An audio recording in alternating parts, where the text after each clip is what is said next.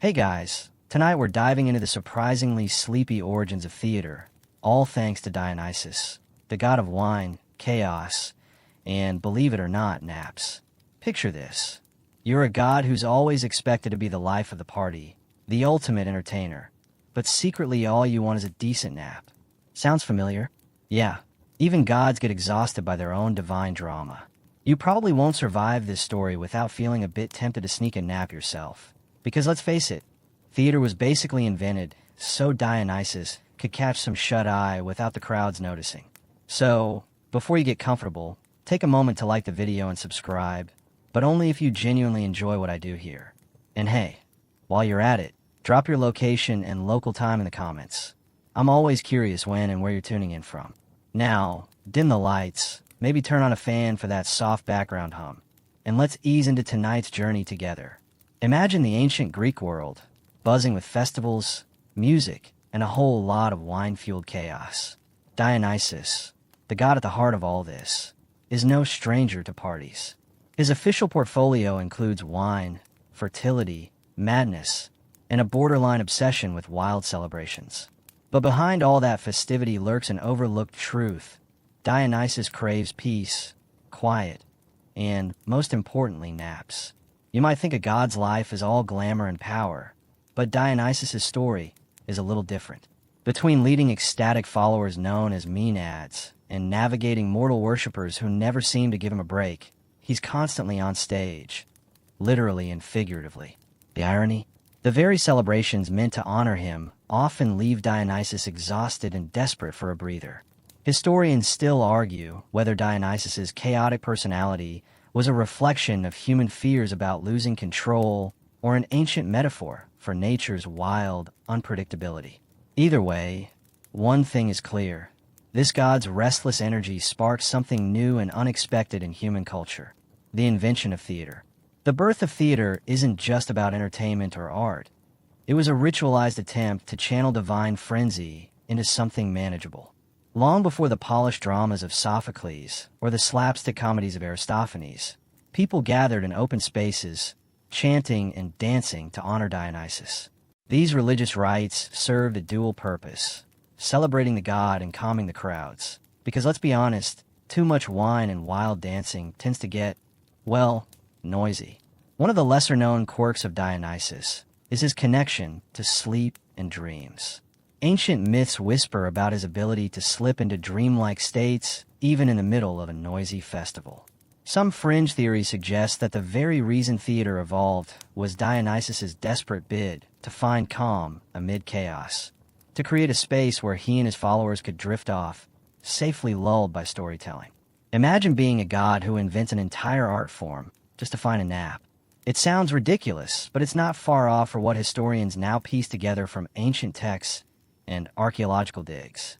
Theater was a way to hypnotize the crowd, to slow down the frenzy, and, crucially, to let Dionysus rest without anyone noticing. So how did this sleepy god turn his divine insomnia into a cultural revolution? It started with the chorus, a group of singers and dancers who performed in unison. At first glance, it might seem like a noisy bunch, but the chorus was actually Dionysus' clever strategy for creating a rhythmic, almost hypnotic atmosphere. The chorus's repetitive chants and movements were designed to mesmerize audiences, turning wild energy into something calm and almost trance-like. This was theater's secret power. It was an ancient version of white noise, soothing both gods and mortals.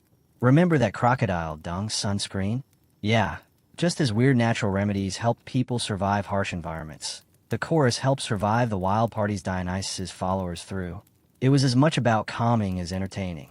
Long before scripts filled with dramatic tension and clever punchlines, those early performances were communal naps disguised as storytelling sessions. The chorus didn't just perform. They created shared experience that quieted minds and bodies. The rhythmic nature of their chants could lull even the most rowdy crowd, and hopefully Dionysus himself, into a relaxed state. Of course, not everyone was convinced.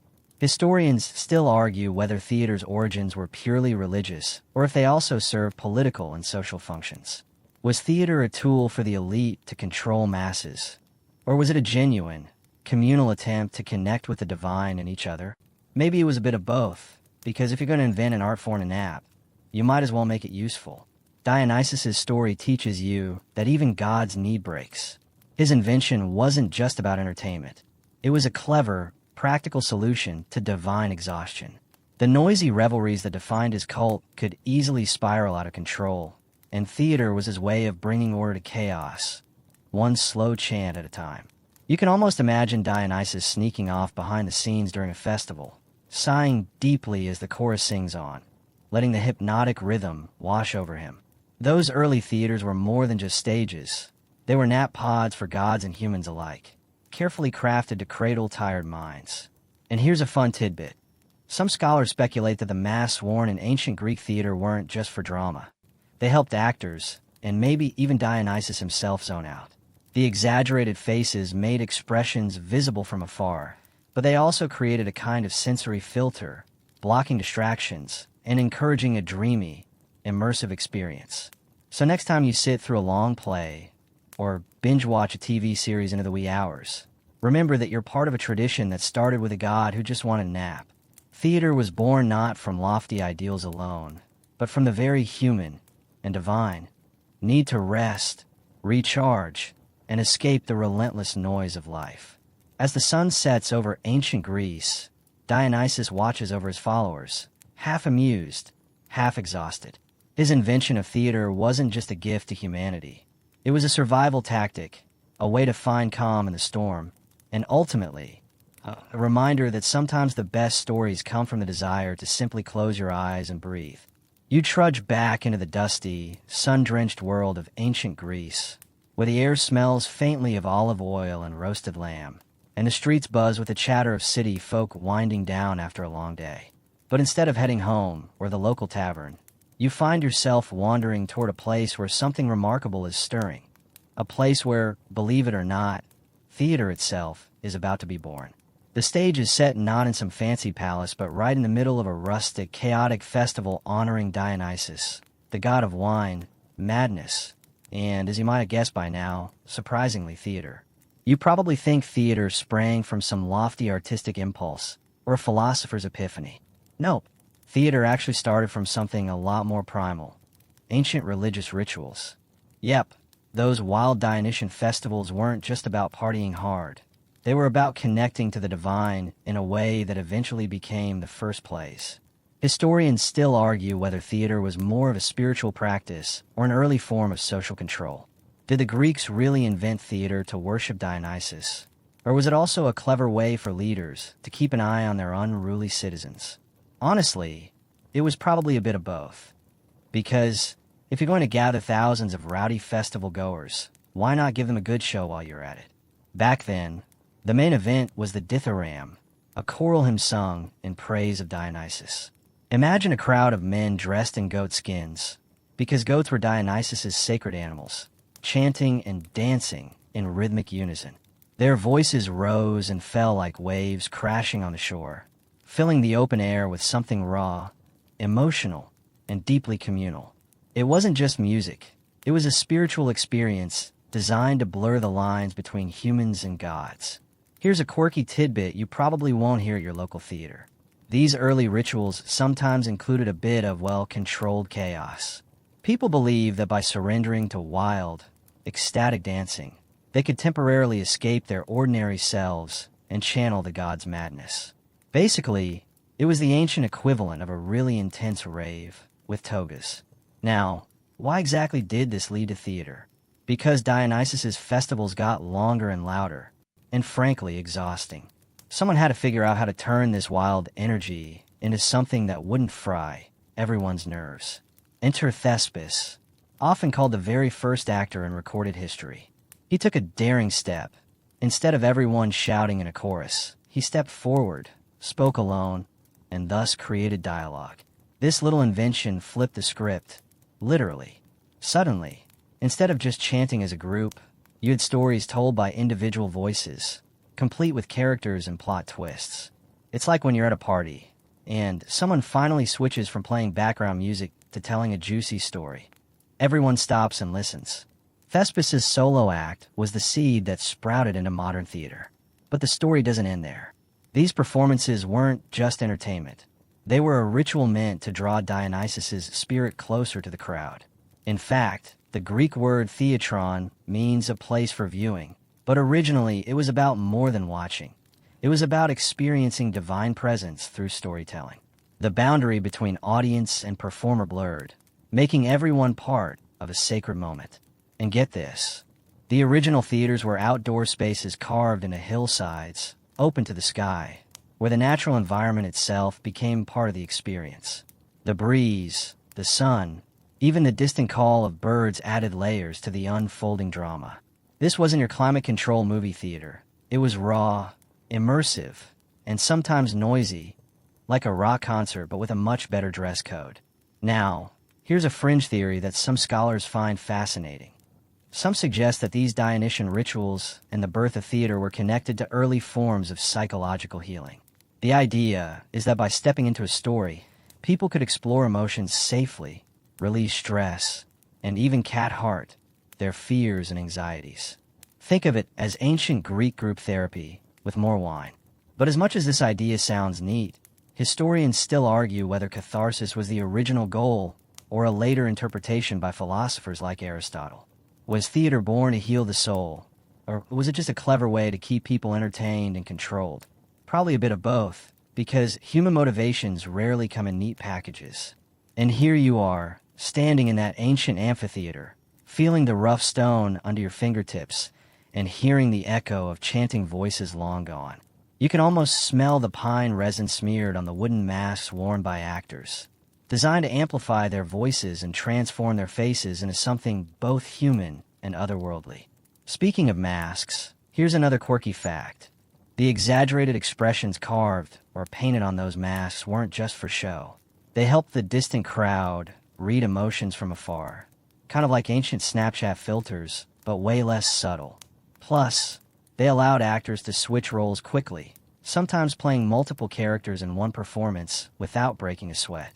All of this, the chorus, the masks, the open-air theaters, was designed to serve a higher purpose, to honor Dionysus while subtly calming the crowd. Because if the noise got out of hand, well, even a god needs some peace. And this brings us back to our favorite sleepy deity's secret agenda, inventing theater not just as art, but as a divine lullaby. Now, picture the scene. The sun sets, and the flicker of torches casts long shadows on the stone seats. The chorus begins its rhythmic chant, and actors move through the story, their voices rising and falling like waves on a gentle sea. The audience, caught in this spell, forgets the chaos of the world outside. Even Dionysus himself, watching from his celestial perch, feels the pull toward calmness. It's a little ironic, isn't it? The god known for wild frenzy actually masterminded the most effective way to bring stillness to a noisy crowd. Theater was his nap-time invention, a way to channel his boundless energy into something more manageable. Instead of endless shouting and madness, he created ritual, rhythm, and story. So, as you sit here imagining that ancient festival, the question lingers: how much of what we think of as theater today owes its existence to a god who just wanted a break? How much of the art and drama we cherish started because someone or something needed to turn noise into rest? Remember, too, that these early Greek dramas weren't polite, short performances. They could last all day, weaving complex tales of gods, heroes, and humans. The very length and intensity were part of the trance-like experience designed to pull audiences, and Dionysus, deeper into a restful state. Who knew long plays were originally an elaborate nap strategy? And if you think theater's beginnings were only about solemn worship, think again. The mix of reverence and revelry was a tricky balancing act. These performances could be both deeply serious and wildly funny, often blurring the line between sacred ritual and body party. You wake up to the bustling morning sounds of ancient Athens, a city where life is loud and streets are crowded with merchants hawking their goods, children chasing each other through narrow alleys, and philosophers debating loudly about everything from justice to whether the moon is made of cheese. Today, however, your focus is a bit narrower, zeroed in on one very particular and peculiar event, the City Dionysia Festival, a massive celebration where theater as you know it begins to take shape. This festival, held every spring, is the ultimate tribute to Dionysus, and you're about to see how it turns a simple god's wish for a nap into the biggest cultural event of the ancient world. But don't get too comfortable, because what you're about to witness is messy, loud, confusing, and strangely addictive. Imagine walking into a sprawling, chaotic carnival that lasts for days. People of all ages, from all over the city and even beyond, gather in the open-air theater of Dionysus, carved into the Acropolis's southern slope. The stone seats rise like giant steps into the sky, and the scent of fresh bread, wine, and incense fills the air. Vendors shout, selling figs, olives, and the occasional grilled octopus, while drummers and lyre players create a soundtrack that's part celebration, part ritual. The city Dionysia is more than just a festival. It's a marathon of drama, spectacle, and competition. Playwrights bring their best works, competing for honor and, more importantly, prizes. But here's the kicker. These weren't the short, 2-hour plays you might be used to. These were long, complex trilogies that combined tragedy and comedy, with a chorus that could number dozens of singers and dancers. Picture yourself sitting through a day-long epic of gods, heroes, and mortals tangled in fate, love, and betrayal. Oh, and don't forget the occasional wild satyr romp to lighten the mood. The competition element added a layer of pressure, and maybe a hint of early reality TV drama. Playwrights like Aeschylus, Sophocles, and Euripides battled it out for glory, fame, and a spot in the annals of history. Aeschylus, for example, is credited with adding a second actor to the stage, which made the drama more dynamic and gave birth to dialogue as we know it. Sophocles introduced painted scenery and expanded the chorus size, making the productions more visually spectacular. Historians still argue whether these plays were purely religious or also a form of political commentary. Many of the stories involved gods, but often reflected the social tensions and moral questions of the time. Imagine watching a play that's basically the ancient Greek version of a political talk show, but with swords, magic, and a lot more singing. And then there's the quirky side of the festival, the role of the chorus. Far from just background singers, the chorus was the emotional and moral heartbeat of the play. They commented on the action, reflected the audience's feelings, and sometimes even argued with the actors.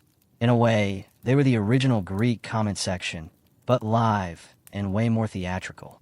The chorus wore elaborate costumes and masks, those oversized, expression-heavy masks we met earlier, and their synchronized movements created a hypnotic effect, pulling the audience deeper into the story. Some scholars think this helped create a trance-like state, making the experience almost meditative. So, while Dionysus may have wanted a nap, he also wanted everyone else to feel something intense and communal, like a group hug from the gods. Here's a quirky tidbit. During the festival, some participants might have actually gotten drunk enough to channel Dionysus's madness. Wine flowed freely, and the boundary between celebration and ritual often blurred. It wasn't unusual for people to act out wildly, dance crazily, or even faint. Talk about immersive theater. If you felt a little woozy, you were just doing it right. Backstage, things were less serene. Actors had to switch masks and roles quickly, sometimes changing from hero to villain in a matter of moments.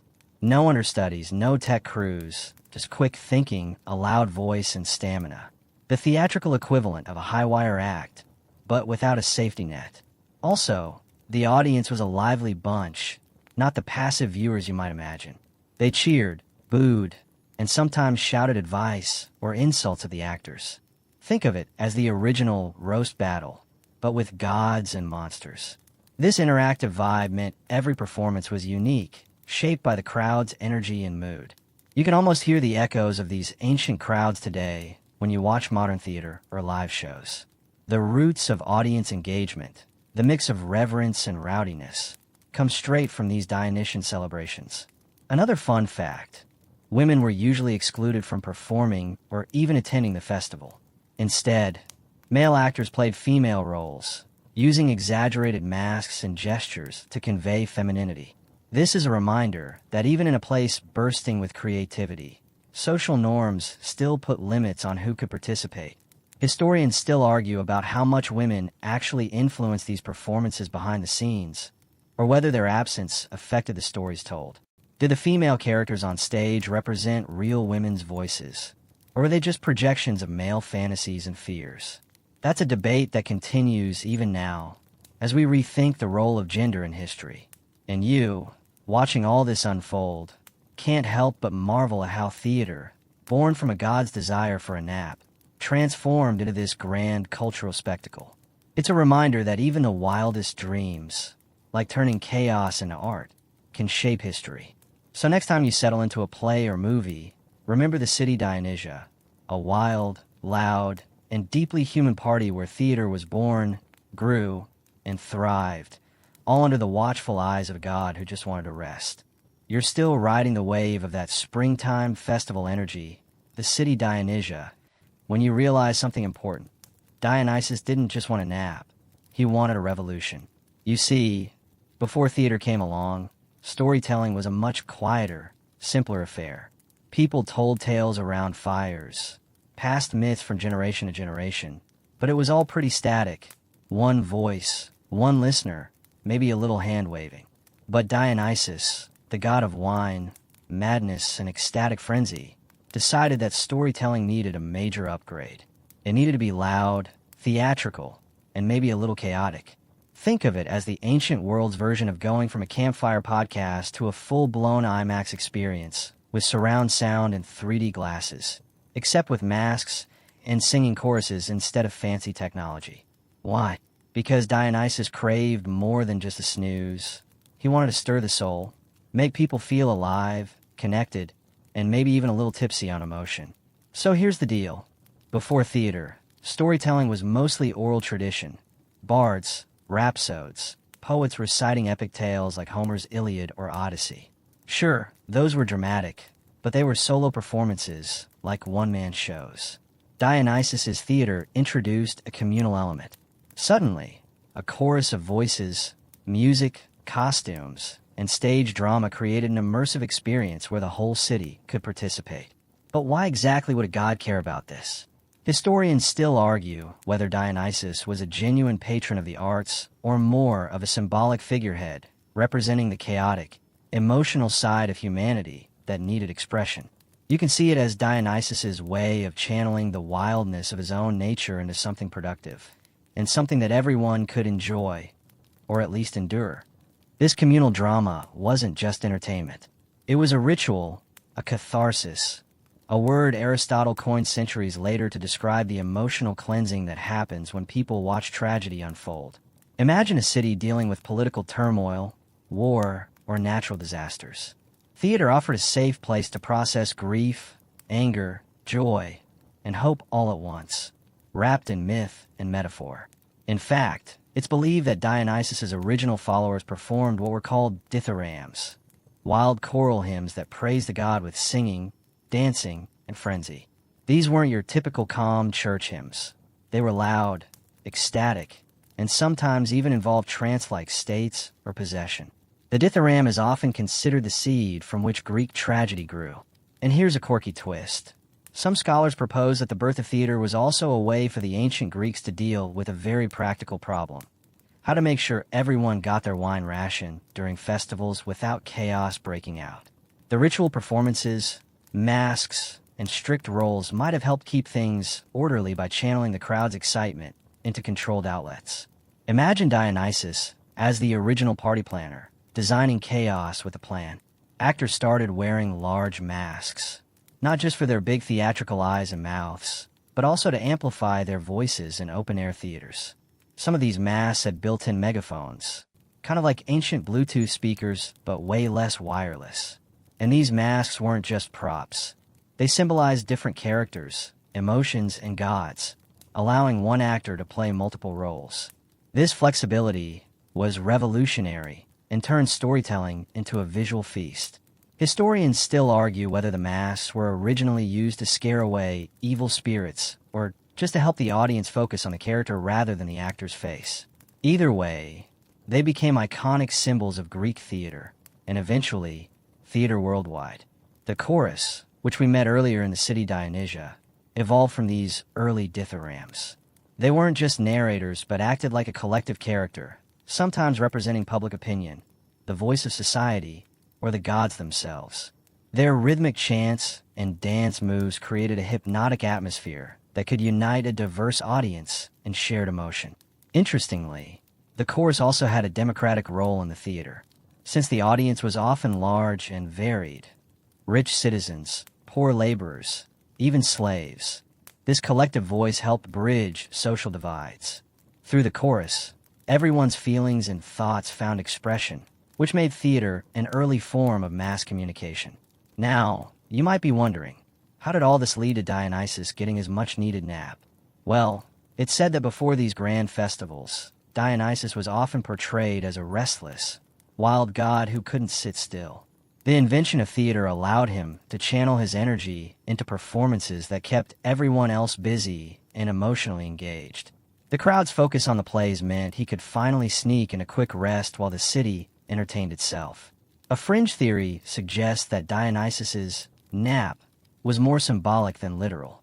It represents a moment of peace and balance between chaos and order, between frenzy and calm. Theater was his gift to humanity, a way to let out wild emotions safely, then return to calmness, refreshed and recharged. Of course, not everyone agreed on theater's value back then. Some conservative Athenians thought theater was a dangerous distraction, encouraging impiety or subversion. Political leaders worried that plays criticizing social norms or rulers could stir unrest. The famous playwright Aristophanes used comedy to mock politicians and philosophers alike, pushing boundaries in ways that still resonate today. This tension is another area historians debate. Was theater a tool for reinforcing social order, or was it a rebellious act that questioned authority? Probably a bit of both, because theater thrives on conflict, both on stage and off. In the end, the invention of theater by Dionysus set off a cultural chain reaction.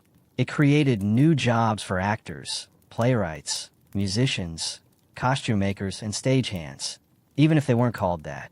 It also established a calendar of festivals that brought the community together annually, strengthening civic identity. And remember, all of this started because a god wanted a break. You can't help but smile at the irony. Dionysus, often portrayed as the life of the party, might have been the original exhausted multitasker, looking for a way to calm the chaos around him, and accidentally inventing one of humanity's most enduring art forms. So next time you find yourself watching a play or binge-watching a TV series, think about the wild, wine-fueled origins of theater. It wasn't just about drama or entertainment. It was about connection, catharsis, and yes, maybe just a little bit about letting a god take a well-deserved nap. You're still basking in the afterglow of Dionysus's festival, the crowds, the masks, the frenzied chants. But now, let's zoom in on the very first actors who stepped onto the dusty wooden stages of ancient Greece and forever changed the course of storytelling. Because, believe it or not, theater didn't start as a full-blown troupe with fancy sets and complex scripts. It was one man, one voice, and a heck of a lot of improvisation. Picture it. Athens, around the 6th century BCE. You're standing in a large open space, an amphitheater not yet fully developed, surrounded by stone benches climbing like steps carved into a hillside. The air smells faintly of olive oil and roasted barley, and somewhere nearby, someone sipping on thick wine sweetened with honey, probably the same kind Dionysus himself might have enjoyed. Amid this lively crowd stand a man named Thespis. You've heard of him. He's often called the very first actor in Western theater. Thespis' big idea was revolutionary. Instead of just having a chorus sing and chant praises to the gods, he stepped out of the chorus to speak as a character, literally stepping forward to become someone else. This simple act is what gave us the word thespian to describe actors today. That's some serious legacy for a guy who probably just wanted a bit more attention. Before Thespis, stories were communal, collective affairs. Everyone joined in the chanting, maybe danced a little, but no one really acted as a separate individual. Thespis changed the game by playing distinct roles, switching masks to become kings, gods, or commoners. Suddenly, audiences weren't just hearing stories. They were watching characters come alive. Now here's a historical fact that's a little wild.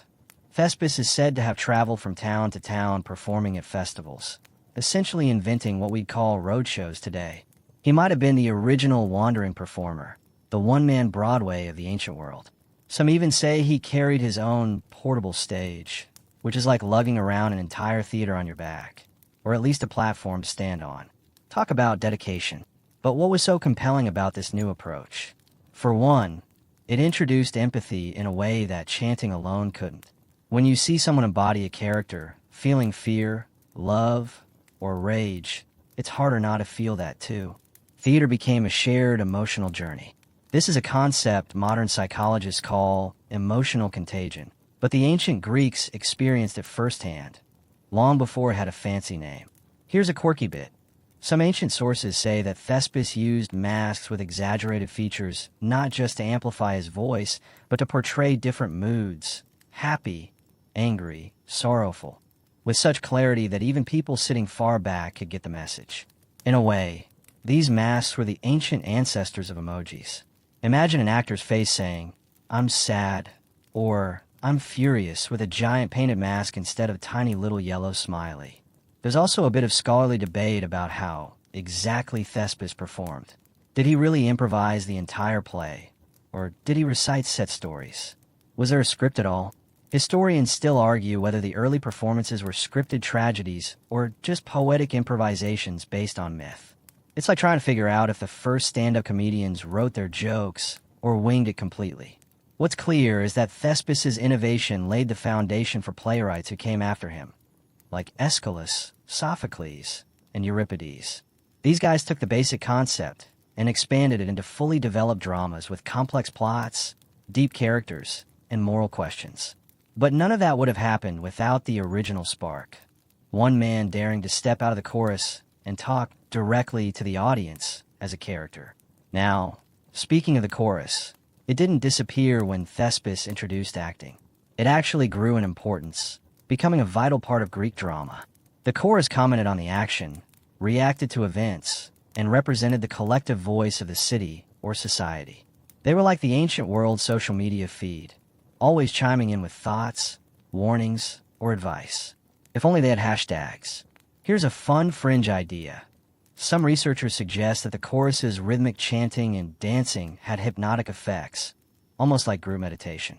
Participating in the performance could induce trance states for both actors and audience, blurring the line between reality and myth. If that's true, Dionysus really hit the jackpot. His festivals weren't just fun, they were spiritual experiences.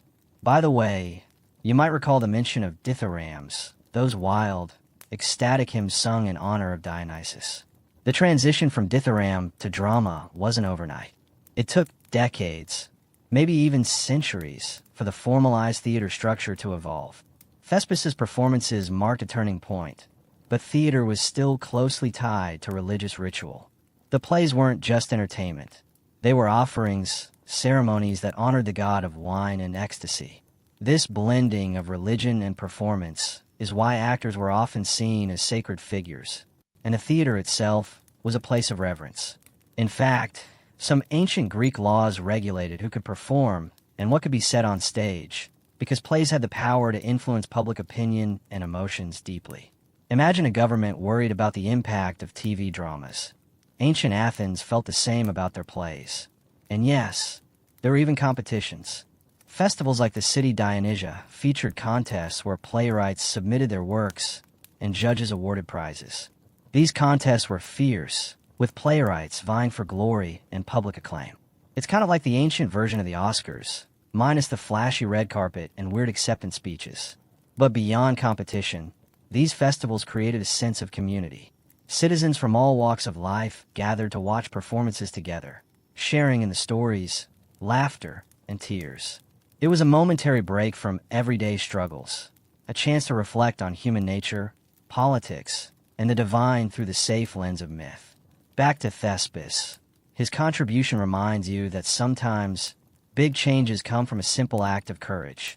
To speak out, to be different, to step forward even when all you really want is a quiet nap.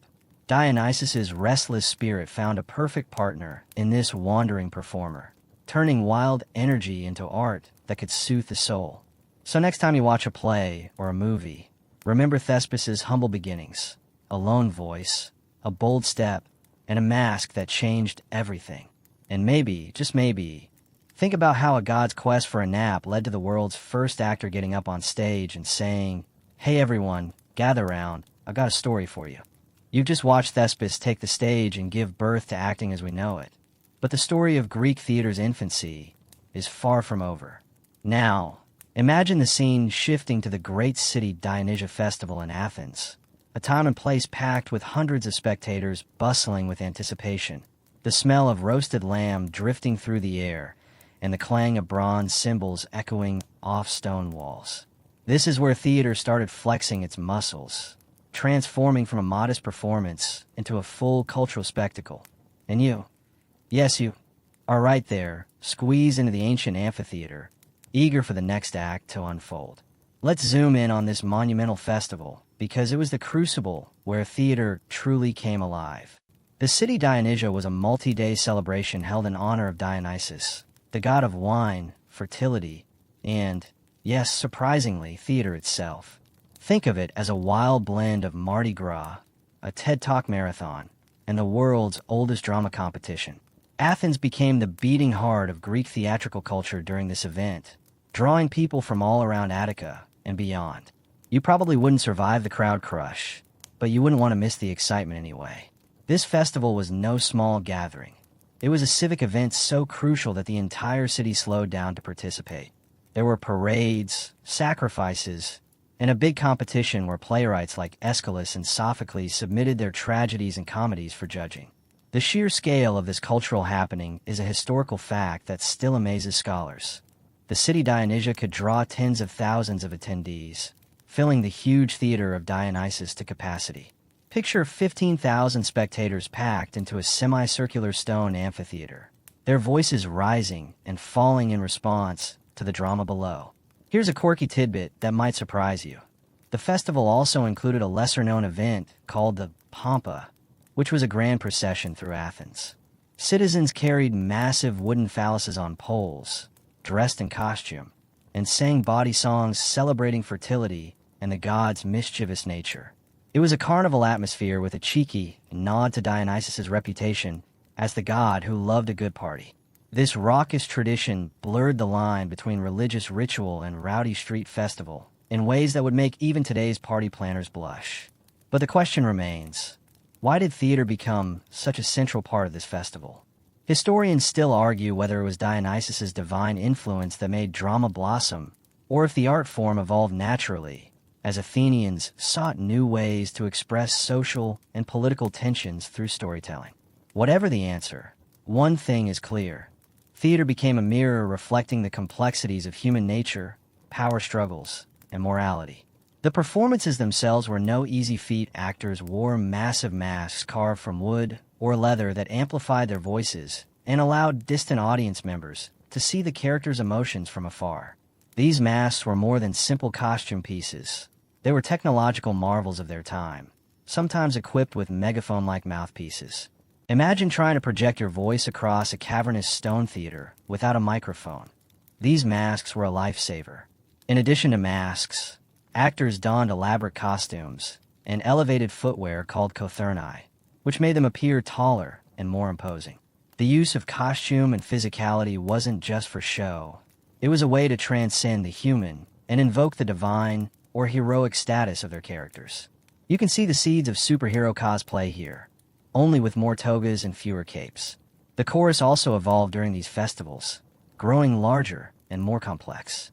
Typically consisting of about 15 performers, the chorus sang, danced, and provided commentary on the unfolding story. Their role was multifaceted. They set the mood, offered moral perspectives, and connected the audience to the communal experience. This interplay between actors and chorus created a dynamic rhythm that kept spectators engaged, even in plays that could stretch for hours. Interestingly, some scholars suggest the chorus may have functioned almost like a Greek version of a podcast panel, offering analysis, opinion, and background all wrapped up in song and dance. Their presence was a reminder that storytelling was a shared, collective experience, not just a solo performance. Now, the festival's competitive element is a fascinating feature. Playwrights competed by presenting a trilogy of tragedies followed by a sadder play, a shorter, lighter piece that offered comic relief. Winning at the City Dionysia wasn't just about bragging rights. It could make or break a playwright's career. Prizes included coveted laurel wreaths and public acclaim, elevating the winners to near-celebrity status in ancient Athens. Imagine that. Your play wins, and suddenly you're the A-list influencer of 5th century BCE Greece. Here's where the political and social power of theater kicks in. The plays often tackle controversial issues: war, justice, tyranny, and the role of the gods in human affairs.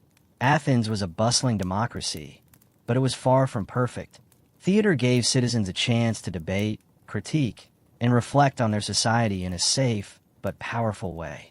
Some historians argue that drama was an early form of political commentary and social activism, a way to hold leaders accountable without taking to the streets. Yet, despite this public function, the festival maintained a festive, almost hedonistic spirit. The crowds weren't just there to be serious. They wanted to laugh, cry, and feel deeply. Comedy found its place alongside tragedy, often poking fun at politicians, social norms, and even the gods themselves. Aristophanes, the great comic playwright, used humor to criticize everything from war to corruption, reminding audiences not to take themselves too seriously. And speaking of the gods, Dionysus himself remained central to every festival. The final day often featured a grand sacrifice in his honor, where a bull or goat was offered up. This ritual underscored the sacred origins of theater and reminded everyone that the performances were acts of devotion, even when they were wildly entertaining. Here's a quirky fringe theory. Some researchers propose that the entire festival, with its chaotic parades, intense drama, and ecstatic dances, was designed as a form of social catharsis, a collective emotional purge that helped the city maintain order by letting off steam in a controlled environment. It's like an ancient version of group therapy, but with better costumes and fewer awkward silences. By the end of the festival, the city buzzed with new ideas, fresh perspectives, and a renewed sense of community. You might be exhausted from the noise, the sun, and all the excitement, but there's a deep satisfaction in knowing you've been part of something bigger, something that shaped not just entertainment, but the very way humans understand themselves and their place in the world. So, as the crowds disperse and the stone theater slowly empties, you realize that this wild, raucous, and sometimes chaotic celebration was exactly what Dionysus intended, a moment where art, religion, and human emotion intertwine to create something lasting. And maybe, just maybe, a little nap for the god too. Because after all, what's a god without a bit of rest after all that partying? You're still nestled in the buzzing heart of Athens after the City Dionysia festival. But now your focus shifts to a figure who will forever change the course of theater and, perhaps unintentionally, nudge Dionysus closer to that coveted nap. This is the era of Aeschylus, often crowned the father of tragedy, whose innovations in storytelling transformed simple performances into epic dramas that could stretch the mind as much as the voice. Imagine sitting in the theater of Dionysus, the sun dipping lower, casting long shadows over the stone seats, and feeling the palpable tension as the chorus sways and the actors prepare for a narrative that explores gods, men, and fate like never before. Aeschylus steps up, not just to entertain, but to challenge your understanding of justice, morality, and divine power. His plays carry a weight, an intellectual heft that makes you lean in, trying to keep up with the moral dilemmas unraveling before you. Historically, Aeschylus is credited with adding the second actor to the stage. Before him, theater was mostly a one-man show plus the chorus. Think of it as a solo podcast with backup singers. Introducing a second actor allowed dialogue and conflict to emerge, creating drama that felt more real and immediate. This development marked a turning point, turning storytelling into a vivid exchange rather than a monologue. The audience could finally witness characters arguing, reasoning, and reacting to one another instead of hearing a lone narrator recount events. Here's a quirky detail you might enjoy. Aeschylus reportedly fought at the Battle of Marathon in 490 BCE, one of the pivotal clashes between Greece and Persia. Imagine a playwright who's not only a master of drama, but also a warrior on the battlefield. Talk about method acting avant la lettre. His experiences likely infused his work with themes of war, sacrifice, and the fragile human spirit, making the stories resonate with a society grappling with real conflict. But historians still argue whether Aeschylus was consciously crafting theater as a moral force or simply responding to the tastes of his audience. Some scholars think his works were intended as political allegories, encouraging Athenians to consider the consequences of hubris and the importance of divine law. Others suggest he was more focused on the ritualistic and entertainment aspects, leaving room for multiple interpretations. Aeschylus's most famous surviving work, the trilogy known as the Orestia, delves deep into themes of justice and vengeance within a cursed family. The trilogy's structure, a series of connected plays with an overarching narrative, was another innovation credited to him, moving theater away from isolated stories to grand, interwoven sagas. You, as a spectator, become swept up in the tangled fates of Agamemnon, Clytemnestra, and Orestes, feeling the weight of ancestral curses and the possibility of redemption. The Orestia's climax, where the cycle of blood vengeance is broken by the establishment of a court of law, is often viewed as a symbolic moment in Greek society's shift from personal revenge to organized justice. This transition resonates beyond the stage. It mirrors Athens' own democratic evolution, where citizens debated and voted rather than settling disputes with swords. It's theater reflecting life, and life shaping theater, a powerful feedback loop. Interestingly, some fringe historians propose that the Orestia was originally performed during religious ceremonies tied to fertility and renewal, linking the themes of death and rebirth on stage to seasonal cycles in nature. It's a reminder that theater's roots remain deeply entwined with ritual, even as it became a sophisticated art form. Meanwhile, the chorus in Aeschylus's plays evolved into a kind of moral compass, commenting on the action and guiding the audience's emotional and ethical responses. Their chants and movements created a rhythm that punctuated the dialogue and heightened the dramatic tension. This wasn't just background noise. It was a central player in the storytelling, creating a communal experience where you and your fellow spectators were invited to reflect on the unfolding drama together. Costumes and masks became even more elaborate under Aeschylus's influence.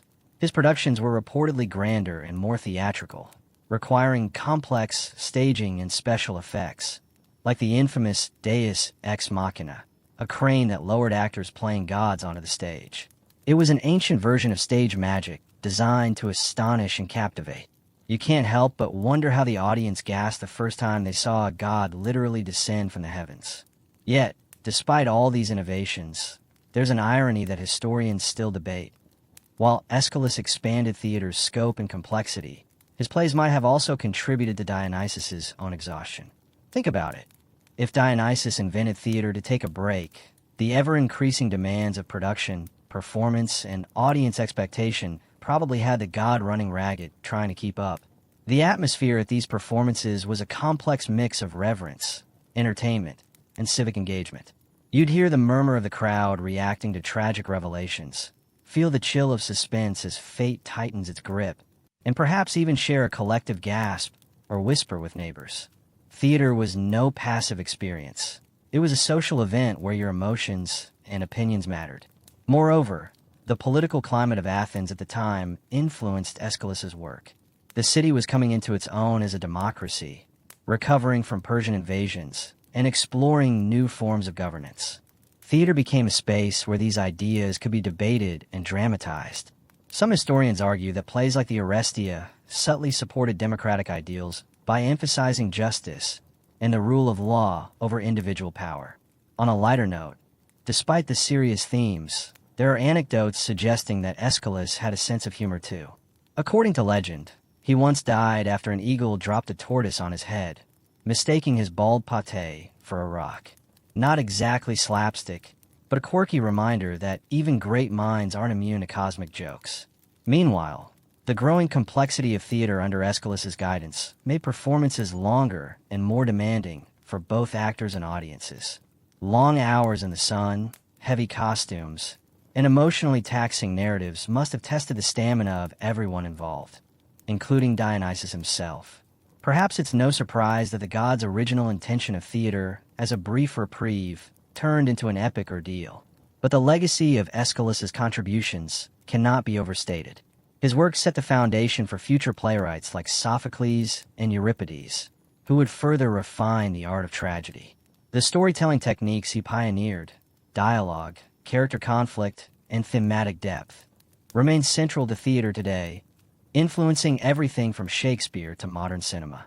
So as you settle back in your stone seat, eyes heavy but mind racing, you realize that Aeschylus's innovations push theater from simple storytelling into an exploration of human nature and divine will. The god Dionysus might have hoped for a nap when he first imagined theater, but instead, he got a cultural revolution that continues to stir the imagination thousands of years later.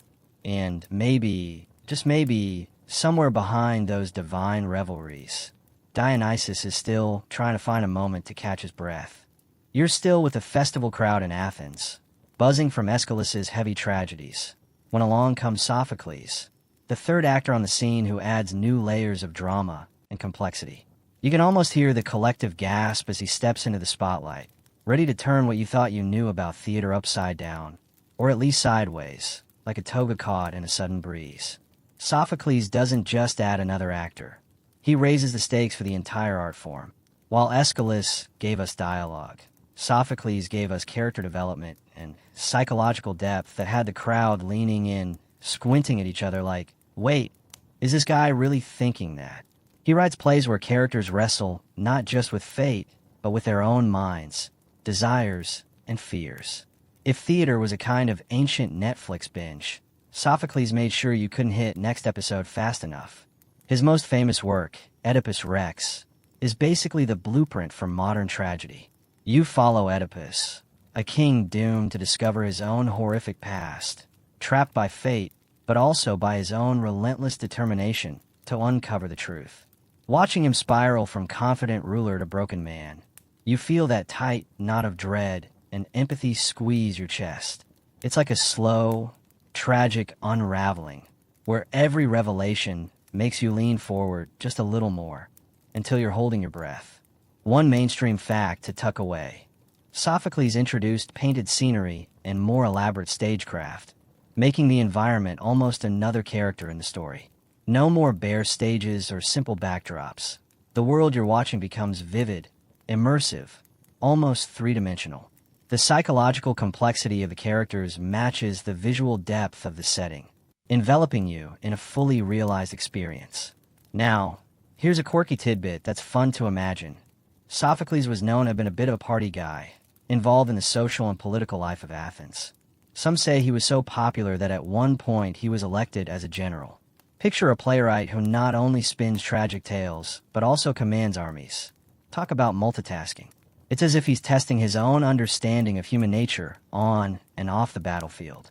Yet, historians still argue whether Sophocles' deep dives into fate and free will reflected genuine beliefs or just clever storytelling tools. Some think he was fascinated by the philosophical debates swirling around Athens. Was destiny a fixed path, or could humans shape their own futures? Others suggest he was simply writing to entertain and provoke thought without taking a firm stance. This ambiguity invites you to wrestle with those questions yourself, even now. Sophocles also shook up the chorus's role, reducing its size and importance compared to Aeschylus's productions.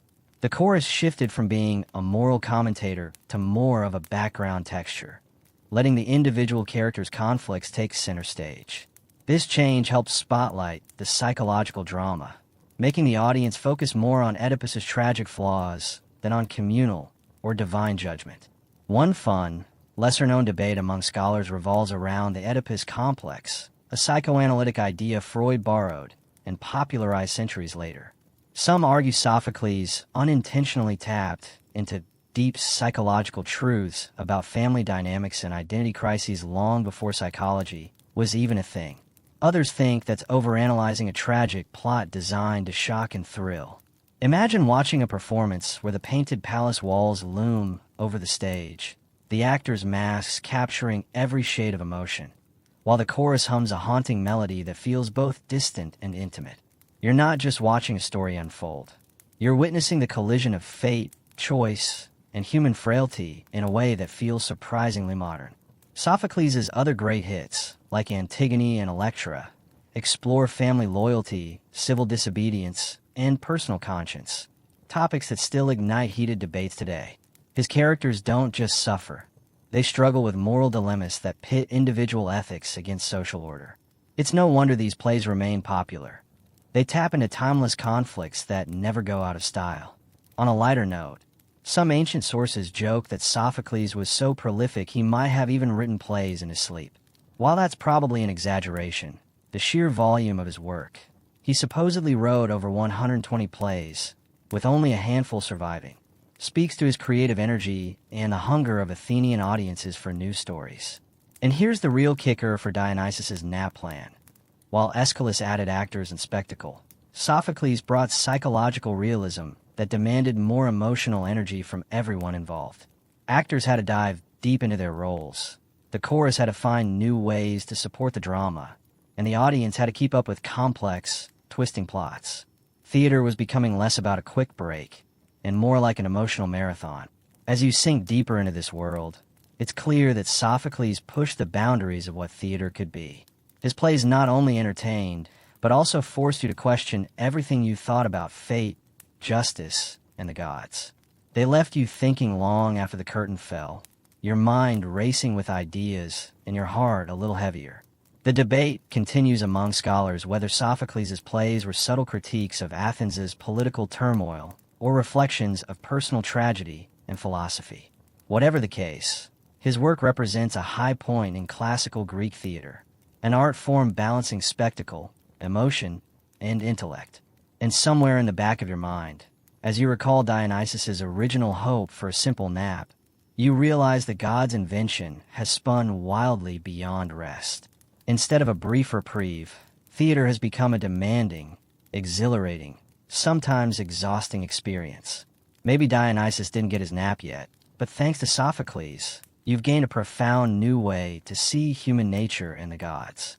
The festival buzz hasn't died down, but now, just when you thought theater couldn't get any more layered, here comes Euripides, the wild card of ancient drama. If Sophocles was the master of psychological depth, Euripides is the rebel who tossed out some of the rules entirely, bringing a raw, human edge that made audiences squirm and think. Imagine theater as a slowly brewing storm, and Euripides is the thunderclap shaking the very foundations. Euripides didn't just follow the classical traditions. He bent and stretched them, poking holes in the heroic ideals and divine certainties that the others had laid down. His characters are flawed, messy, and often downright controversial. You could say he invented the ancient world's first reality TV drama, full of emotional outbursts, bitter quarrels, and moral ambiguity. It's like watching a family reunion where everyone's airing grievances live on stage. Awkward, riveting, and impossible to look away.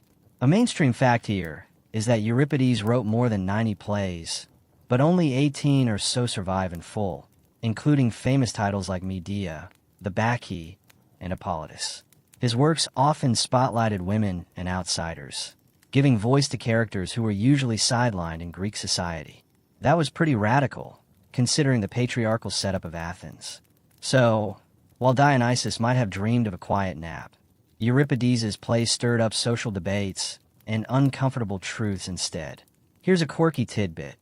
Euripides was reportedly so unpopular with the Athenian establishment that at one point, people accused him of being anti-patriotic or even un-Greek. Some even suggested he might have been sympathetic to the Persians. Yes, the same Persians Athens fought in epic wars. Talk about controversial. You can almost picture him shrugging, pen in hand, thinking, drama isn't about making friends. It's about making people think. Historians still argue whether Euripides' cynicism was a genuine reflection of his personal beliefs or just a clever way to provoke audiences. Was he truly disillusioned with the gods and society, or did he simply know that shaking up comfortable ideas made for better drama? The truth likely sits somewhere in between, making his legacy endlessly fascinating. Unlike his predecessors who often portrayed gods as majestic or fearsome, Euripides portrayed them as capricious, sometimes petty beings who meddled in human affairs with little regard for justice or fairness.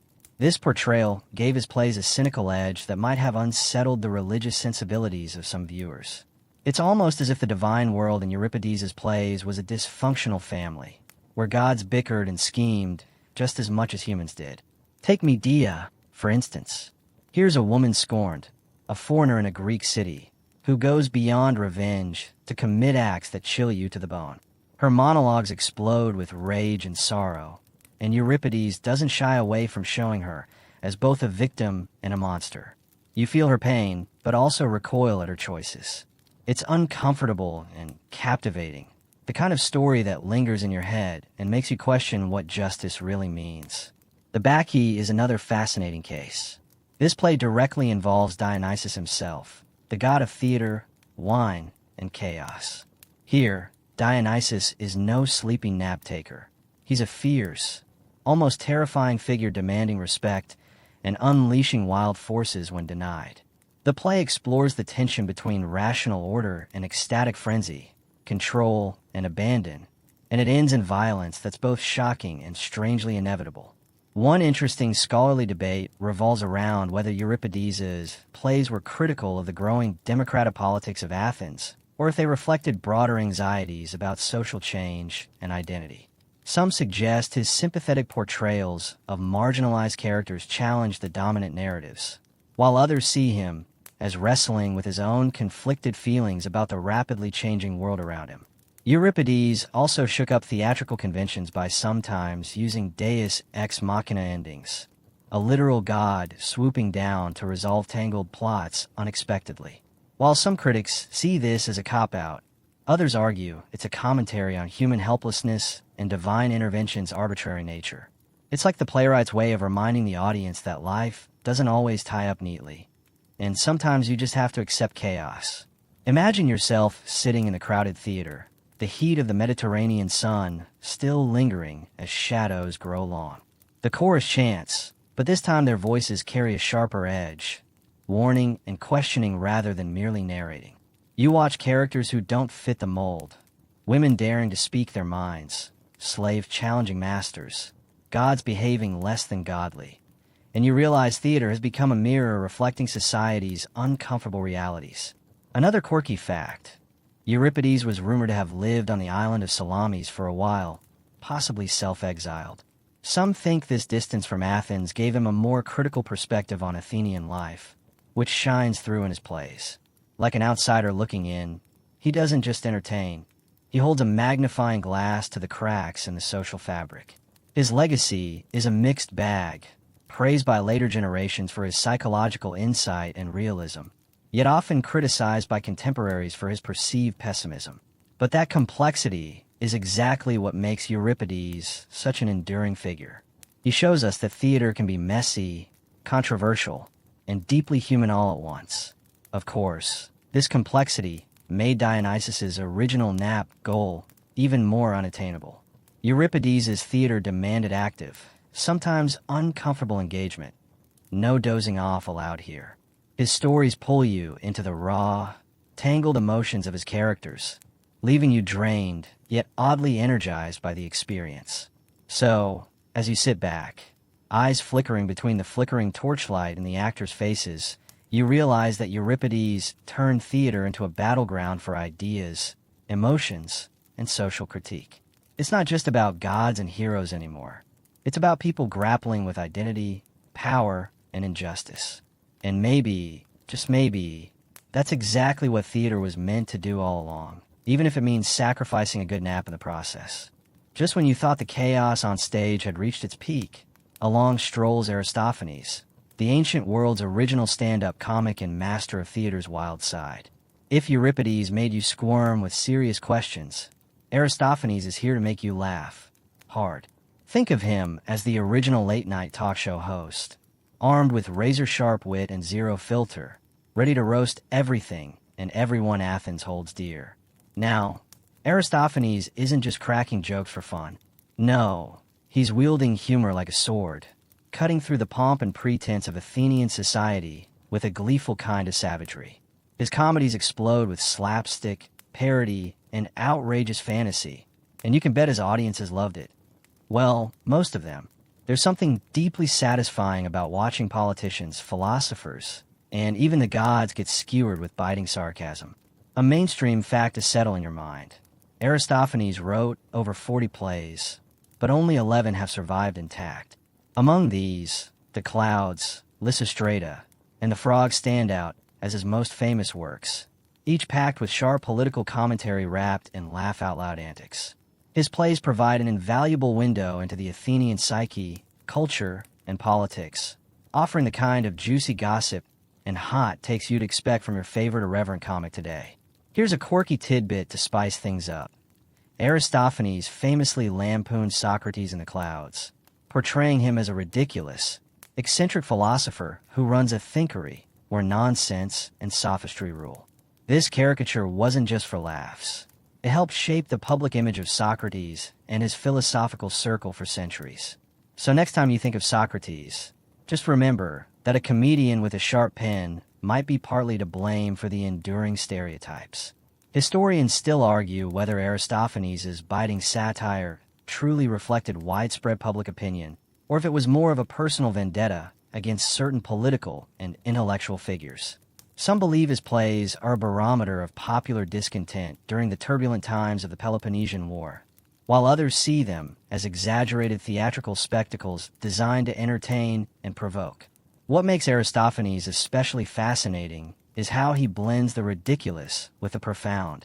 Take Lysistrata, for example, where women of Athens stage a sex strike to force their men to end the war. It's a hilarious premise.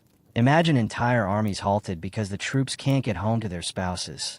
But beneath the laughs lies a serious plea for peace and sanity in a world tearing itself apart. His theater wasn't just entertainment. It was activism dressed in comic robes. Imagine yourself sitting in the ancient theater, the sun dipping low behind marble columns, as the actors burst onto the stage in oversized masks and exaggerated costumes.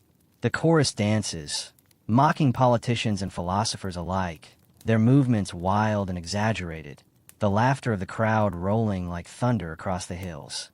It's an immersive sensory experience, a live comedy show with ancient flair, where nothing and no one is safe from ridicule. Another fun fact, Aristophanes was known for inventing many comedic devices still used today: puns, slapstick, parody, and even the play within a play. He essentially laid down the blueprint for all future comedy, from Shakespearean jesters to modern sitcoms. You might say he was the original blueprint for the sitcom laugh track, minus the annoying canned laughter. Yet, despite all the fun and frolic, his plays sometimes get surprisingly dark. The Frogs, for example, pits the god Dionysus against the playwright Euripides in a contest to bring back better drama to Athens. It's a meta-theatrical debate about the purpose of art and the state of culture itself. That's deep stuff wrapped in absurdity. Dionysus, as a bumbling hero dragging his way through the underworld, frogs croaking insults. It's a reminder that comedy can question society just as fiercely as tragedy, just with a bigger punchline. One curious scholarly debate about Aristophanes focuses on his political views. Was he a conservative longing for the good old days of Athens, or a progressive pushing boundaries with his biting satire? Some scholars argue he was defending traditional values against the chaos of war and democracy's excesses, while others see him as a subversive artist exposing Athens' contradictions. His plays leave enough wiggle room for either interpretation, making him all the more intriguing. Of course, none of this was good news for Dionysus' hoped-for nap. Aristophanes' theater was loud, messy, and demanding, a boisterous carnival where even the gods got a pie in the face. His audiences didn't just watch, they roared, cheered, and sometimes even shouted back at the actors. The energetic, raucous vibe would have made any chance of sleep impossible. Even the masks Aristophanes' actors wore tell a story. They were grotesquely exaggerated, designed to magnify the comic absurdity and help the large, outdoor theater audiences catch every sneer and exaggerated expression. You could say the masks were like ancient Snapchat filters, but instead of beautifying, they made everything funnier and weirder. The spectacle was all part of the immersive comedy experience. It's worth remembering, too, that Aristophanes wrote during a time of intense political turmoil. Athens was locked in the devastating Peloponnesian War, and the city was rotting with corruption, class tension, and war fatigue. His plays didn't just make people laugh. They gave them a way to vent frustration and cope with the harsh realities around them. Comedy is catharsis, indeed. So, as you imagine the ancient theater crowd, laughter booming, Aristophanes' sharp tongue slicing through societal pretenses, you get a vivid sense that theater had grown into more than just Dionysus' little naptime invention. It had become a powerhouse for social commentary, a mirror held up to the city's soul, and often a funhouse mirror, at that. In a world where even the gods couldn't escape ridicule, and where laughter carried a sharper edge than the sword, theater had transformed into a wild, vibrant forum for the whole messy, magnificent human experience. And through it all, the dream of a peaceful nap remained as elusive as ever. By the time you reach this part of the story, theater has already morphed from Dionysus' humble naptime invention into a full-blown cultural tsunami washing over Athens and beyond. But hold on tight, because now we dive into the deeper mysteries of the theater world, its rituals, its secret codes, and the surprising ways it was much more than just actors on stage. You're about to uncover how the theater wasn't just a place to watch stories unfold, but a sacred space where gods, humans, and politics danced a tangled, dramatic waltz. First, let's get one mainstream fact straight. Greek theater was always tied to religious festivals, particularly those honoring Dionysus, the god of wine, madness, and, ironically, the inventor of theater for a nap. The most famous of these festivals was the city Dionysia in Athens, held every spring. This wasn't your average weekend concert or street fair. It was a huge, citywide event where people gathered to watch plays compete for glory. The city Dionysia was a mix of sacred ceremony, civic pride, and good old-fashioned entertainment. The entire city would practically shut down as citizens packed into massive open-air theaters carved into hillsides. Now here's a quirky tidbit for you. Actors wore giant masks, some so huge and elaborate they were practically mobile sculptures. These masks weren't just theatrical props. They had a sacred function. They helped the wearer transform from a mere mortal into a god, hero, or monster. The masks had exaggerated expressions, so the audience, even those way up in the nosebleed seats, could instantly recognize the character's emotion. It's like the ancient version of emoji for drama. Historians still argue whether these masks were originally designed to honor the gods or simply to amplify the actor's voice and presence. But either way, they added a magical, almost otherworldly dimension to every performance. Inside the theater itself, the design was no accident. The structure, called the theatron, or seeing place, was a masterpiece of acoustics and architecture.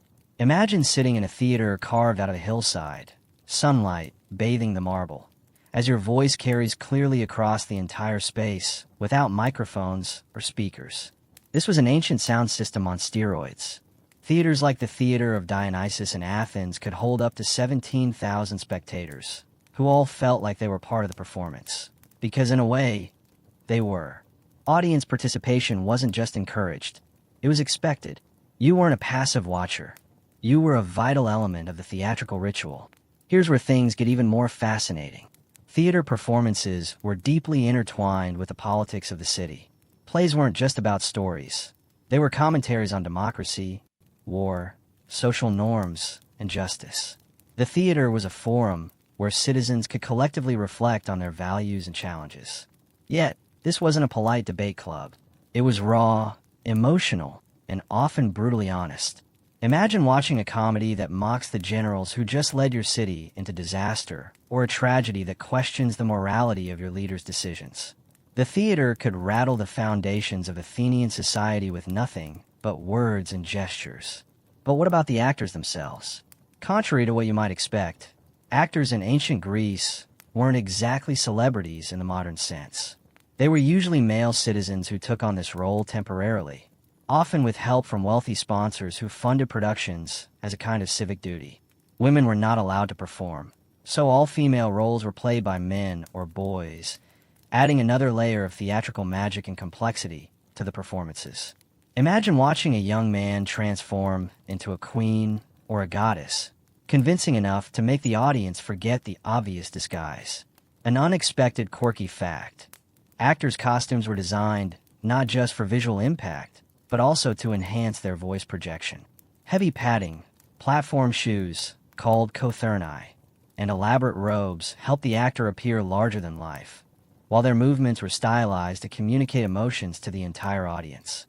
The combination of mask, costume, and gesture created a powerful illusion that was as much ritual as it was art.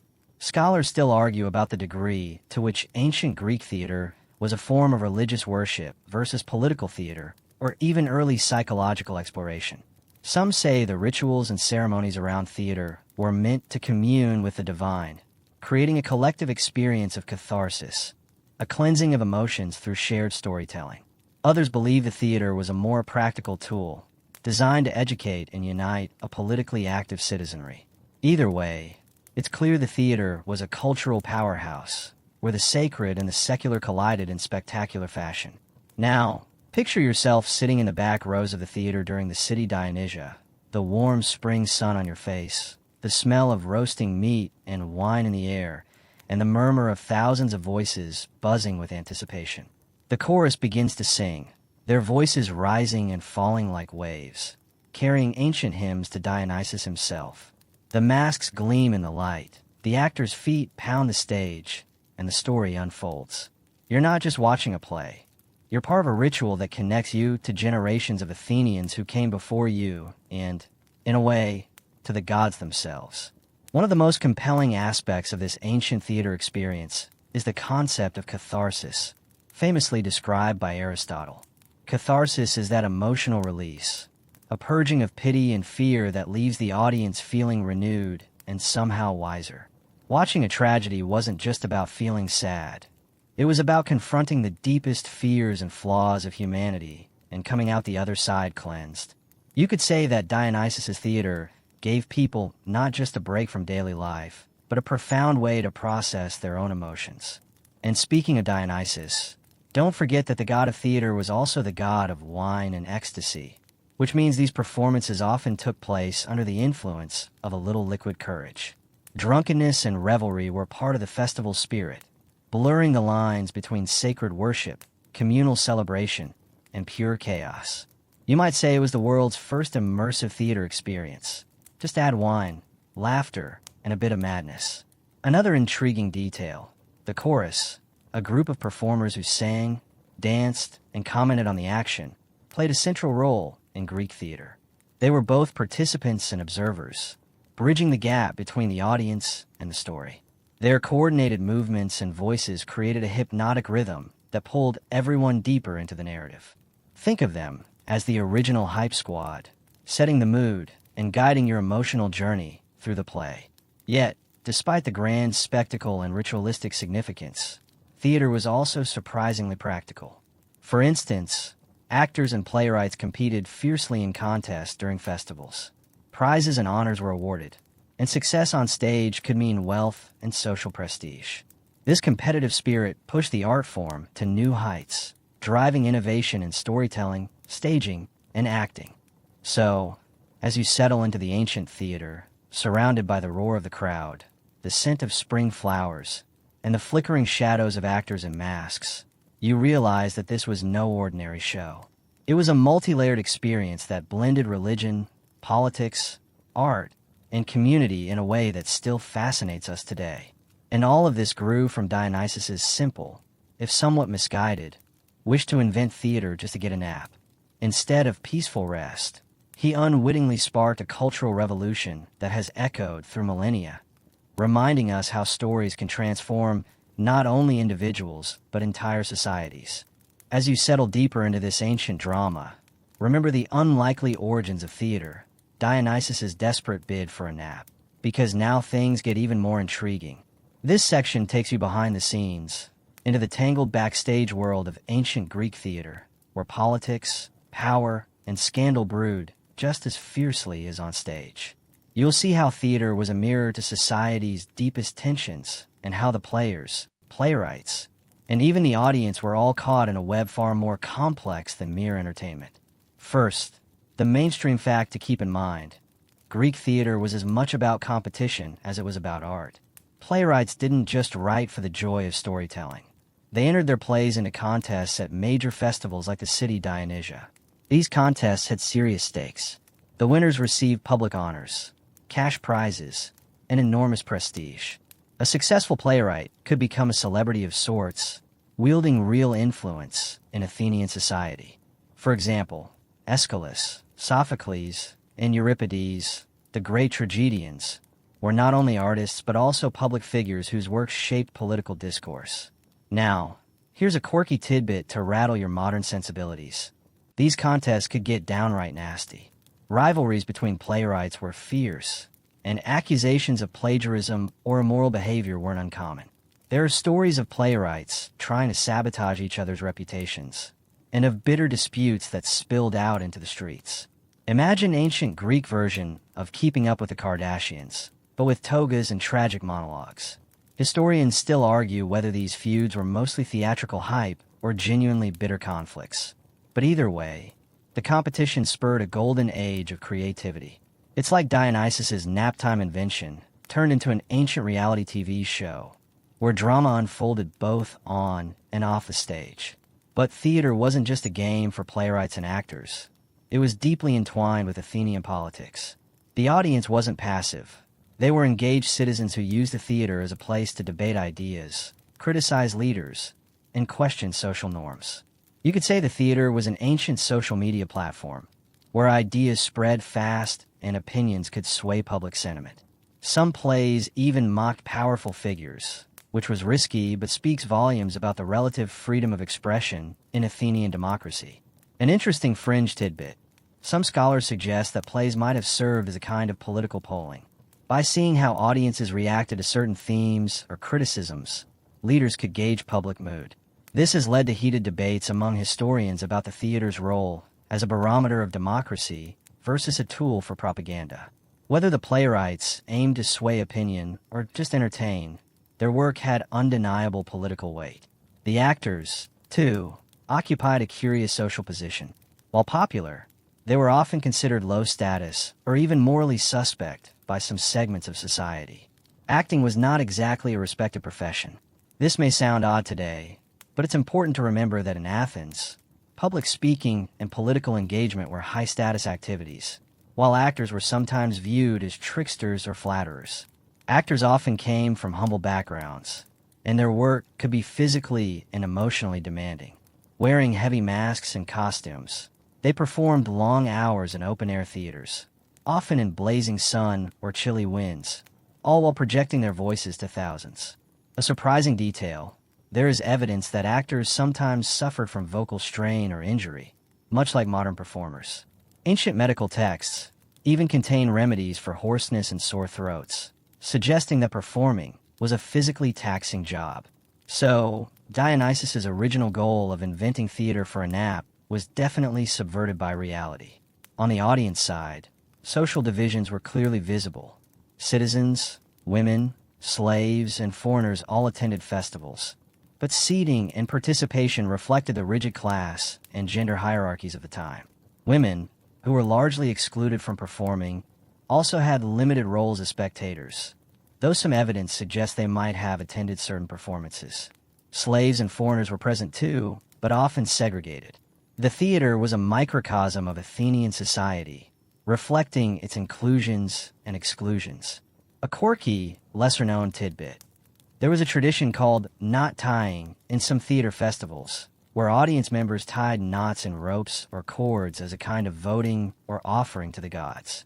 This practice, which some scholars find puzzling, might have been a way to engage the audience physically in the ritual, turning spectators into participants in a tangible way. Historians still argue about its exact meaning and significance. Another fascinating backstage element was the role of the chorus, which was more than just performers. The chorus often represented the collective voice of society or the moral compass of the play, guiding the audience's emotional response. But offstage, chorus members were community members who rehearsed extensively and had to maintain a delicate balance between artistic dedication and their everyday civic duties. Speaking of rehearsals, preparation for a festival was an intense communal effort. playwrights, actors, chorus members, and even local officials worked together for months, sometimes up to a year, to produce a single cycle of plays. The city funded these productions, but wealthy citizens called choragoys sponsored the choruses and actors. This system was part philanthropy, part social obligation, and part political maneuvering, highlighting how theater was woven into the civic fabric.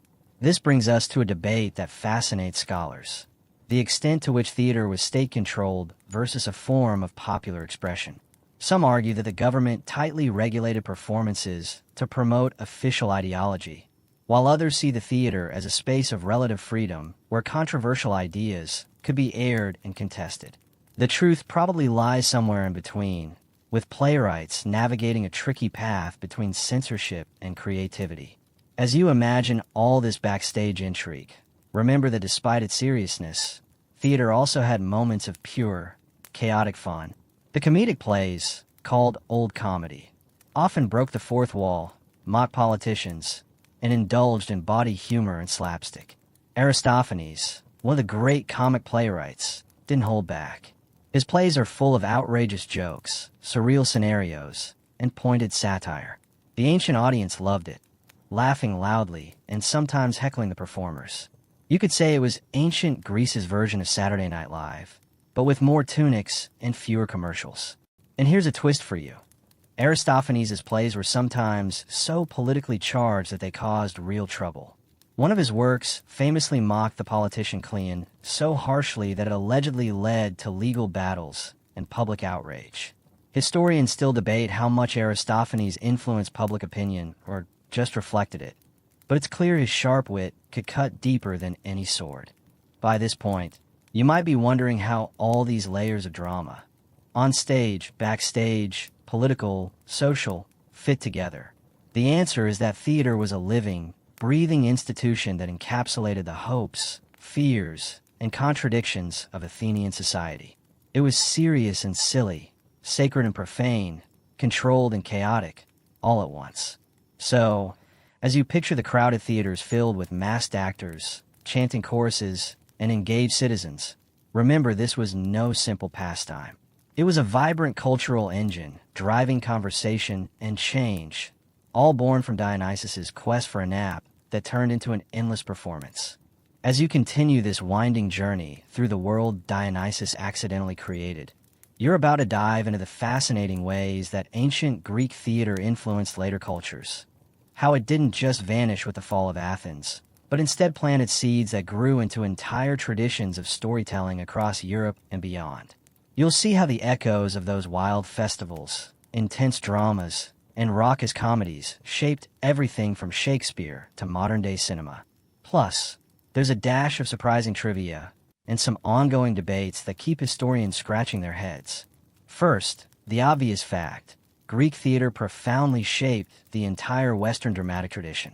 When the Roman Empire rose, it didn't wipe out Greek culture, but absorbed it. Romans adapted Greek plays, often tweaking plots and characters to suit their tastes, turning tragedies and comedies into new works that would then influence medieval theater and Renaissance drama. Playwrights like Seneca took Greek tragedies and amplified their intensity, adding even more blood and spectacle. Imagine ancient reality TV on steroids.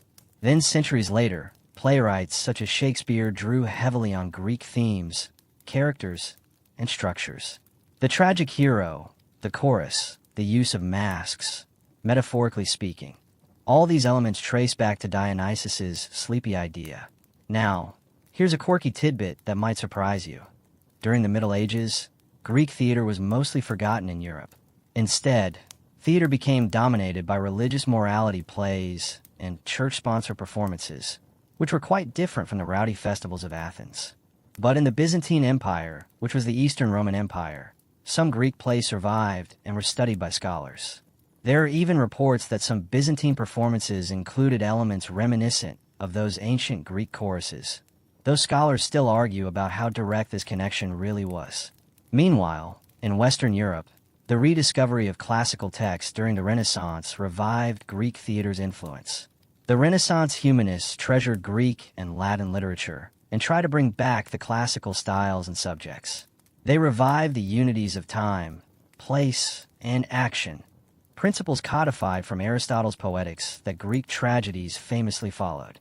Yet, the Renaissance stage was also a place for innovation, mixing classical structure with new vernacular languages, humor, and spectacle.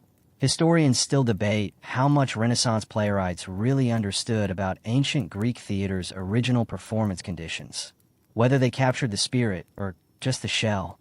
Some argue that the Renaissance works were more inspired by the text than the live experience, which is a tricky distinction given that the ancient theater's communal, open-air atmosphere is hard to recreate in candlelit halls.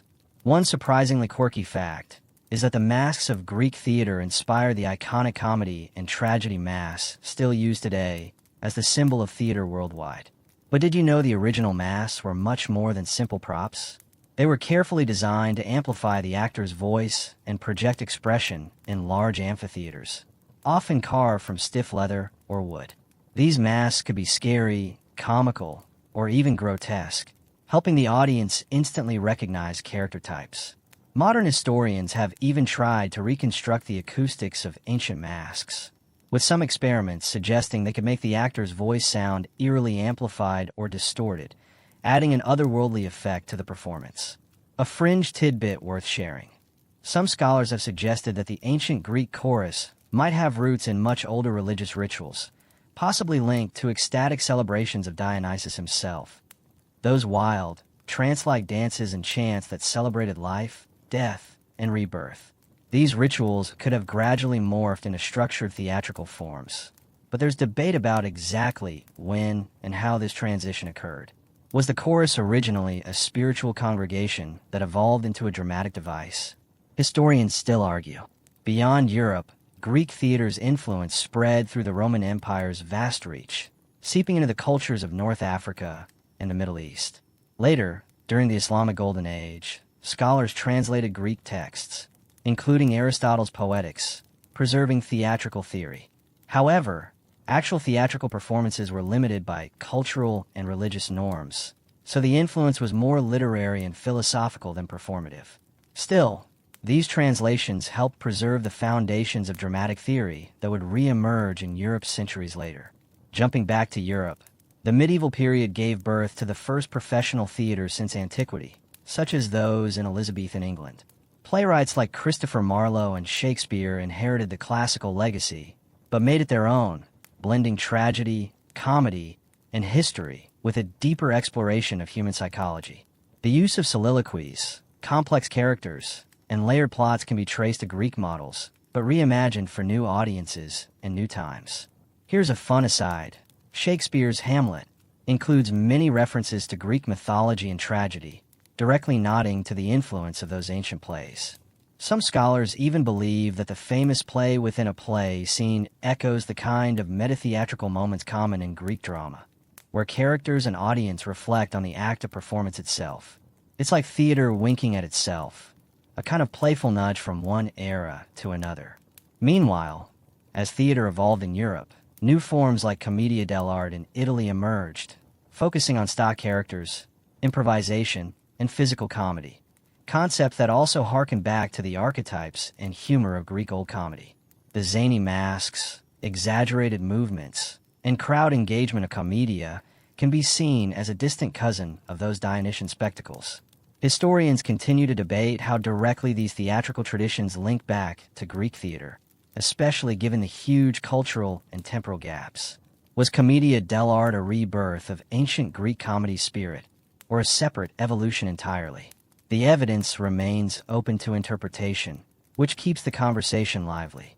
In modern times, Greek theater's legacy permeates global culture.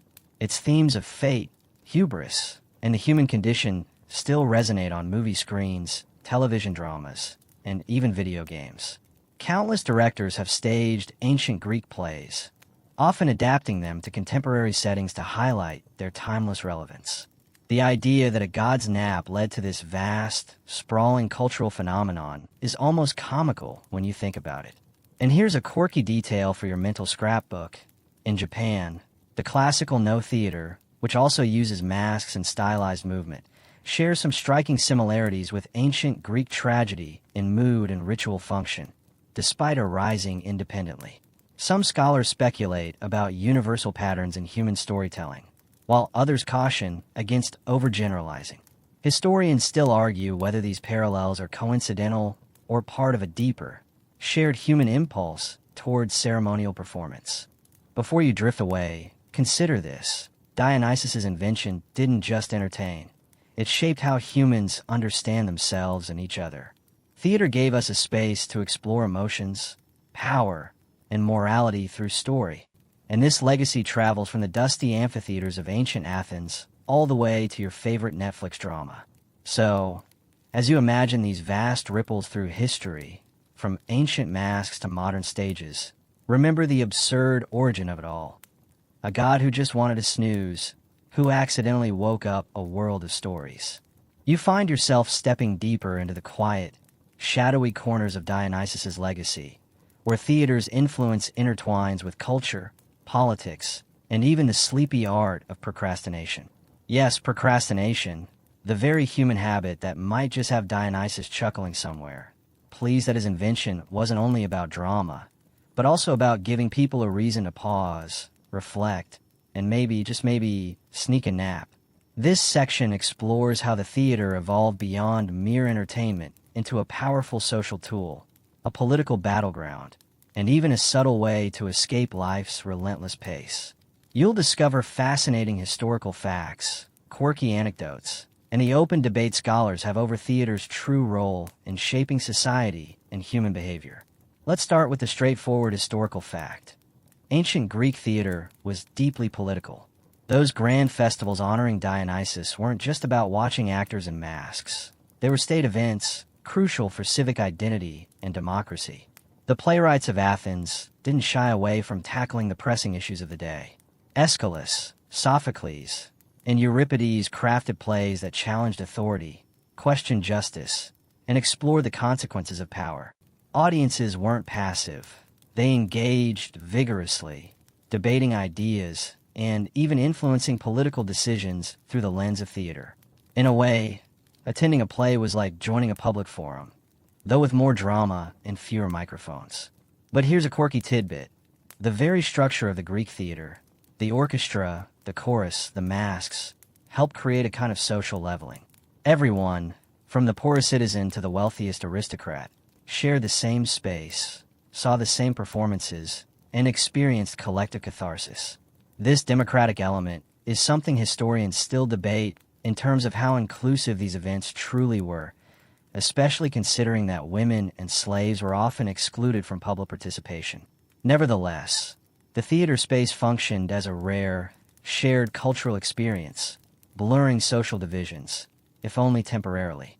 Fast forward several centuries, and you'll see theater continue to act as a mirror and critic of society. During the Renaissance, performances often carried coded political messages.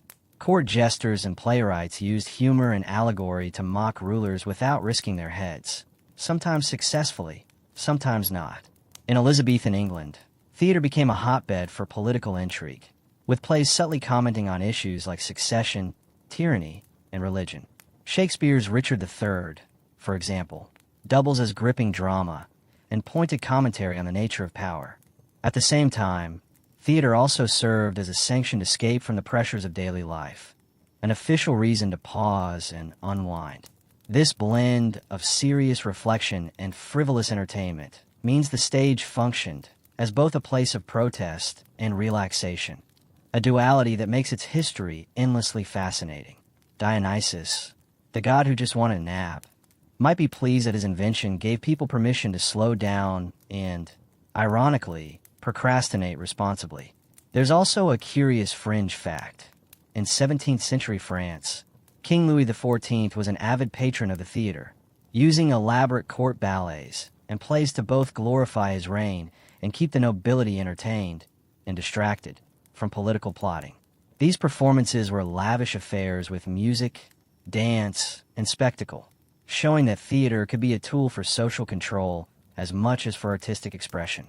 Some historians argue about whether this was a form of soft power or simply grand entertainment, but the blend of politics and performance is undeniable. Speaking of power, remember that ancient Greek chorus? Its roots in ritual and community helped cement theater's role as a space for collective reflection and moral questioning.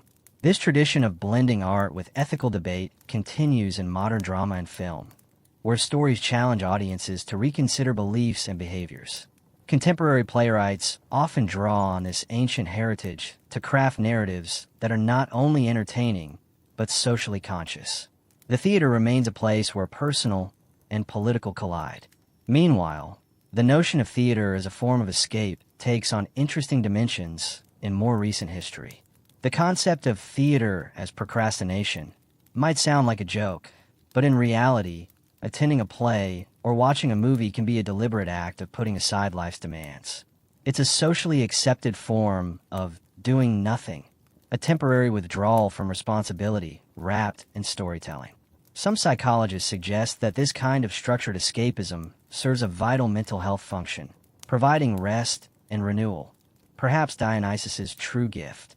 Let's not forget the modern debates on theater's relevance in the digital age. Some scholars worry that live performance is losing ground to screens and streaming, while others argue that theater's communal, embodied experience cannot be replaced. The tension between old and new forms of storytelling echoes the ancient tension between the gods' desire for rest and the public's hunger for spectacle. Dionysus's sleepy plan might be more necessary now than ever, as people crave moments to disconnect and reflect amidst the endless noise of modern life. In fact, the resurgence of immersive theater, where audiences move through the space and participate in the story, harks back to those original Dionysian festivals, blurring the line between actor and observer, reality and performance. This trend suggests that people still seek the deep, shared experiences that theater uniquely offers. It's as if Dionysus's original nap idea was not just about rest, but about creating spaces where humans could connect, think, and heal together. On a lighter note, you might enjoy knowing that some ancient Greek plays were so popular that audiences would attend multiple performances in a single day, even if it meant dozing off during parts of the show. The god's nap, it seems, was contagious. Some historians speculate that these long days of theater were early forms of binge watching, minus the snacks, but with plenty of philosophical debates afterward. So as you let your thoughts drift with these layers of theater's evolving role, from political forum to escapist sanctuary, from ancient chorus to immersive experience, you realize that Dionysus's accidental invention was not just about drama or naps, but about giving humanity a profound gift: the ability to pause, to reflect, and sometimes to simply close your eyes and rest while the world unfolds around you. You're now at the doorstep of the grand finale, the final stretch of this winding journey through Dionysus's sleepy invention, the theater. By now, you've seen how this divine mischief-maker's gift went from a simple nap craving to a colossal cultural force that shaped politics, art, social life, and yes, our cherished moments of rest disguised as entertainment. But as all good things must come to a gentle close, let's lean back, soften the pace, and take one last, slow look at the theater's enduring power to soothe, to provoke, and to lull us into that perfect, dreamy suspension between reality and imagination. Remember how we started? You were invited to dim the lights, maybe turn on a fan for a soft hum, and let the story wash over you like a gentle tide. Now, you're here, ready to drift away, carrying with you the echoes of ancient choruses, the whispers of masked actors, and the playful yawns of a god who just wanted to nap. In this last section, we explore the theater's modern echoes, how it continues to offer sanctuary in a noisy, fast-paced world, and why Dionysus's sleepy plan might be the most timeless invention after all. First, a quick historical fact to ground us. Even in today's hyper-connected era, theater remains a vital space for community and shared experience. Across the globe, people still flock to live performances, from Broadway's dazzling lights to small-town stages where storytelling is as intimate as a whisper. Despite digital distractions, theater endures because it offers something screens cannot: the palpable presence of others, the electricity of a live moment, the subtle magic of a human voice carrying across a room. It's a space where time slows, and you're invited to simply be, watch, listen, feel. Here's a quirky tidbit that might make you smile. In Japan, the centuries-old tradition of no theater combines minimalist movement, poetic chanting, and slow, deliberate pacing that often borders on hypnotic. Watching No is almost like watching a masterclass in patience. And yes, it's been described by some as the world's most elegant form of slow TV. Historians still argue whether this deliberate slowness was designed to encourage meditation, or if it was just an artistic choice that happened to be perfect for inducing a relaxed, almost nap-like state in viewers. Either way, it's a beautiful reminder that theater's purpose isn't always about thrilling action. Sometimes it's about the quiet unfolding of presence. You've also seen how theater, from its Dionysian roots, serves as both mirror and balm, reflecting society's struggles while offering a pause, a breath, a chance to reset. In our own restless times, this dual role has become even more precious.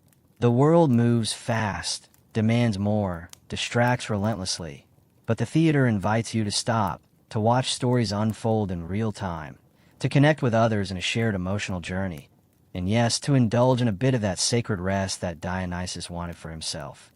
Now, the scholarly debates come full circle. Some argue that theater's true power lies in its ability to awaken critical thought, to spark change, and to challenge norms. Others see it primarily as a refuge, a place where audiences can escape and recharge. Perhaps the real magic is that it's both, weaving together engagement and repose in a seamless experience. This tension between action and rest mirrors the eternal human balancing act between doing and being, a dance Dionysus choreographed long ago. And here's a modern, almost ironic twist. With streaming services, virtual reality, and endless online content, some people experience theater through screens, watching recorded performances or even live-stream plays. This digital migration raises questions about what is lost and what is gained. The immediacy and shared physical space may fade, but the accessibility and variety explode. Historians and theater lovers still debate whether digital theater can fully replicate the profound communal energy of live performance, or if it's simply a different form of storytelling suited for the 21st century. Either way, Dionysus's legacy adapts and endures. You might be amused to learn that during the COVID-19 pandemic, theaters around the world found inventive ways to keep the art alive. Drive-in performances, balcony shows, and even virtual reality plays. This resilience shows how deeply theater is embedded in human culture, stubbornly refusing to be silenced.